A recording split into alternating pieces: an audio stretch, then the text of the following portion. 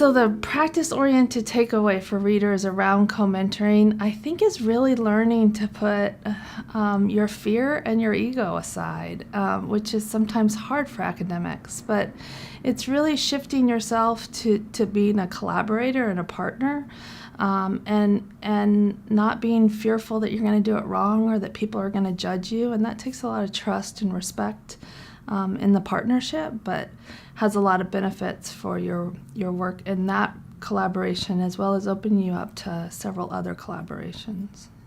The thing that I'd like to see people take away from the chapter is a sense of empowerment where whatever their responsibilities in higher education, whether they're an academic who has a level of responsibility for a whole course, if they're actually professional staff or even casual teachers teaching into the course, feel like they don't have that much power. But where people can say, well, I've got an opportunity, whether I'm any of those roles or a whole program coordinator, but I can make a difference for all students.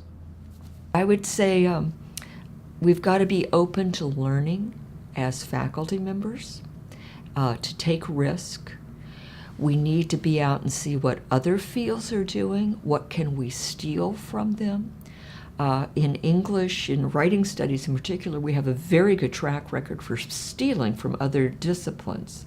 So I'm thinking about archival research, which is really a historical approach, ethnography, which comes from anthropology, case studies, which comes from clinical work.